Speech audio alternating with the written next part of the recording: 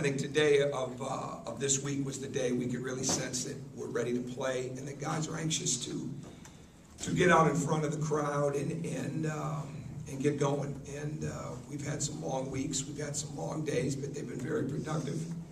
And I think our team is improving. I think they're learning a lot of different things as a coach. There's no question. I feel like we're behind in different areas, and you never feel like you're ready to play a game. But the players have probably felt like they're ready to play a game since the third practice. But it will be really good to see them in a live atmosphere, in a great atmosphere against a very good team, a team that plays in as good a league as there is in all of Division II. I don't know if there's anyone that's even as close to the league that they're in. They're extremely well coached. There's no doubt that they compete at a high level in their league. And even if we didn't know any of that, you get your guys' attention right off the bat, knowing that they went into Tennessee last year and beat them handily, not at the buzzer, but beat them. So we know that it'll be a good, very good atmosphere. It's one of the many Indiana teams that we play this year, and I think our guys are excited to play. How did this game come about? I mean, why? Well, we decided it didn't come about too very recently. We just we weren't exactly sure what we wanted to do as far as who we wanted to play. We had it down to a couple of teams. We knew we were going to have only one exhibition game, I should say. But Stan has wanted to play. He's been very good about it. I like him. I like their program. I respect their program. And I think it provides, first and foremost, a very good opponent, but it also provides some identity for our fans. So, and really the date worked out for us. So that was it more than anything else. But I know we're going to get a great game from them. Tom, playing the private scrimmage and then just one exhibition, what's the advantage of that as opposed to maybe just playing two exhibition games? Well, the only playing one exhibition game this year was really because we have so many home games. So that's not anything that's going to become a habit. We did different things at Marquette. You can tell I'm staying totally away from referencing it, but I think we would probably be back to two exhibition games by next year. In terms of style of play, I guess, what does this game do for you? What does Indy do maybe? Well, I haven't spent a lot of time at Indianapolis. I've been more involved in our team and then really getting ready for Stony Brook. I'll start hot and heavy tonight with Indianapolis. Our coaches have been well into it, and they feel like they're a very good spread team. They run good pick and rolls. They mix their defenses, and they're very good inside. And I think they'll have a lot of guys. I think we'll see different things. We know that we could certainly be zoned in this game. We know that there's going to be some full court pressure, especially after dead balls. So I think we'll get a mix. I'm not one that asks, will you play this or will you do that? I think it's up to us to read whatever they play and to study a team enough to know that they can do different things. And I think that's what we'll get. So and it's going to be one of those deals like it is with every other game. We've got to adjust to that other team, but we've got to make sure that they adjust to us as well. And we've got to play the way that we want to play. And we're still trying to figure that out. I would very much like to say, okay, this is our identity. These are the 5-6 things that I know we can count on, but personally, I'm not there yet to be able to say that. So we're going to have to continue to work towards that. And this game will be a good vehicle to see that.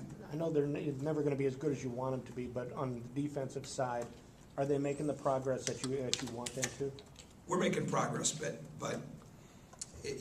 as a coach, you're never. It's always good to get perspective from others, people that you respect, that come in and see your team from the NBA level, or another coach, somebody that can really look at it and keep it in perspective. Because I have a hard time with perspective, and there's a lot of demands on them. There's a lot of, we need to do this better, we need to do that better, we need to do this at a higher level. So that's pretty much where I'm at. But I don't plan on changing that. So for me to look at it and say, okay, we're here, we're really doing this well, I can't do that. I can't, and I choose not to, because I don't view it that way. I think we've got a long way to go in a lot of areas. There's no question that this is by far the least amount of offensive development that I've been a part of as a head coach when it comes to how we really want to play on offense, the sets, those type of things. We're really still trying to continue to work on spacing, movement, The biggest hurdle for us lately has been integrating guys that have been injured back into a flow, and that's been hard.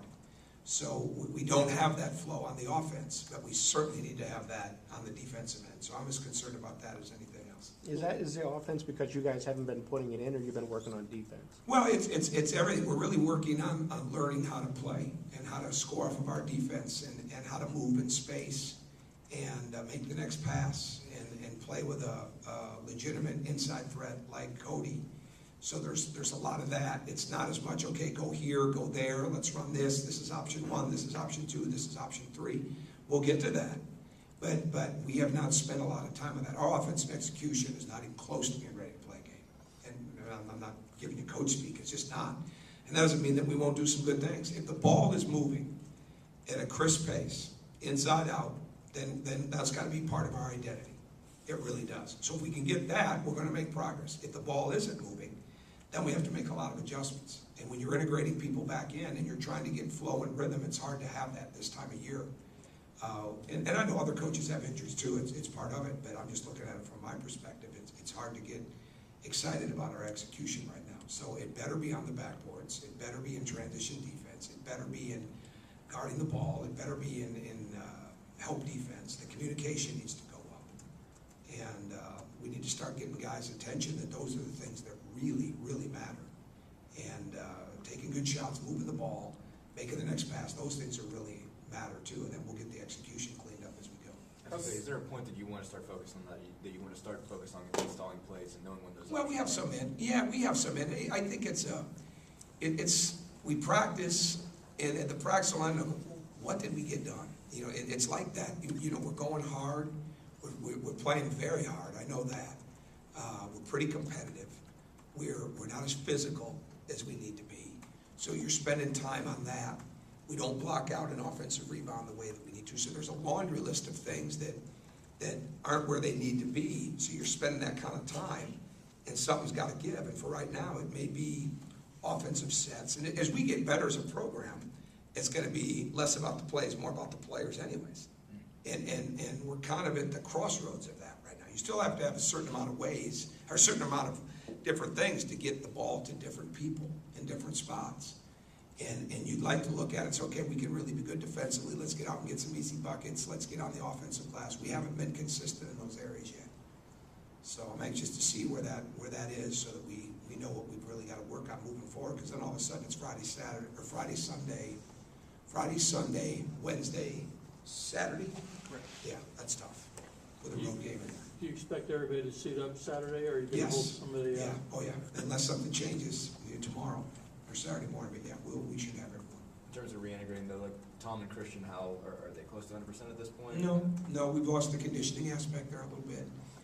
And I want their conditioning to come back on the defensive end and the rebounding end, the tenacity end, and not as much on the settling end. And Tom's got to be aggressive.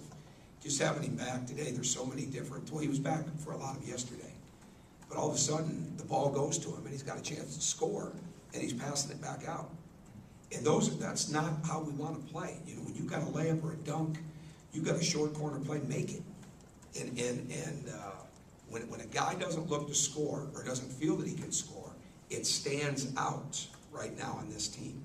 And at the same time, if you look to try to do too much with the ball, if you look to try to score against a set defense, if you drive it to score without driving to make the play that's there, well, that stands out. So we have some work to do there. There's no question. Arizona and Butler have already lost these kind of games. Is that just? I told them that somebody would bring that up. Make sure you bring that up to them, because I told them those things were coming up. Is that just the limited practice time? You know? No, I think I look at all the box scores. I think there's a recipe right now. I mean, you look at the difference between the Purdue game and the Butler game, back-to-back nights. The free throw line was a huge, huge difference. Field goal percentage, defense was a huge, huge difference. And so, really, I think a lot of teams, and again, I only watched a little bit of the Kentucky-Transylvania game, and that was close when I was watching it last night. And then Kentucky blew them out in the second half. But it seems like the team that's at home is not shooting the ball very well. Again, you don't know where the threes are coming from, but the percentages are not real high. The field goal percentages are up and down a little bit. The teams that are playing well are holding the other team to a very good field goal percentage defense in the sense they're making it hard for them to score from the field and from the three. They're not giving up an inordinate amount of free throws.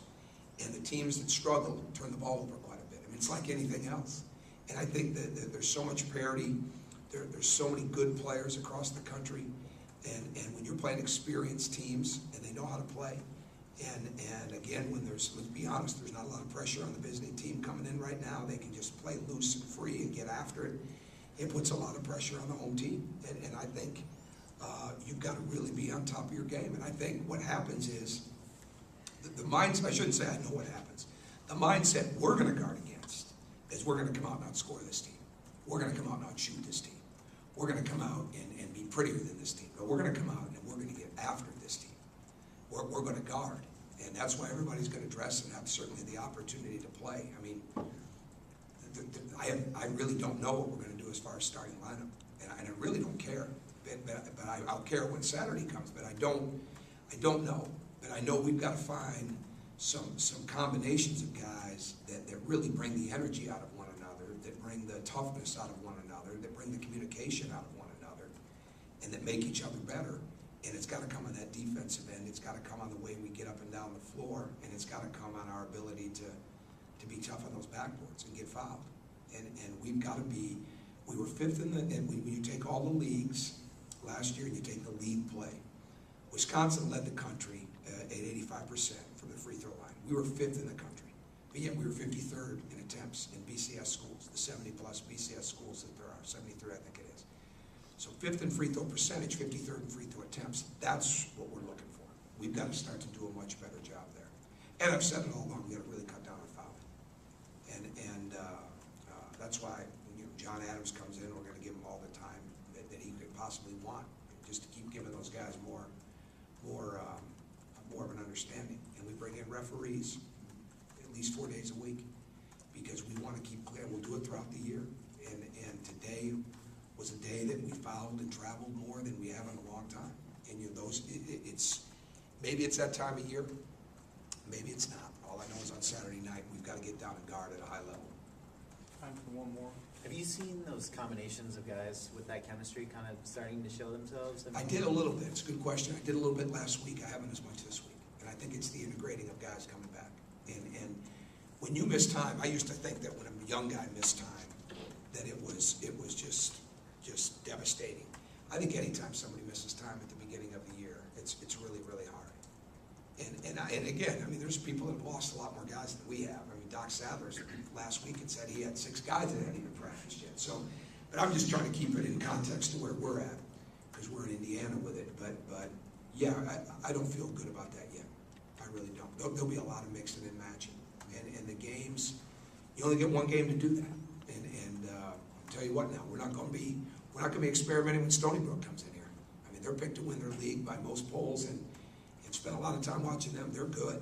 I mean, they're one of those teams that when the season rolls around at the end and they get the NCAA, they missed the automatic bid last year by 2 or 3 points. Boston U got it. So we're going to have to play to win, and it's going to be like best players play. That's not, well, let's get him some minutes. Let's work him in, get all that. I mean, we've got to play. And this is the one game where you can try to experiment a little bit. But we're also playing it to win.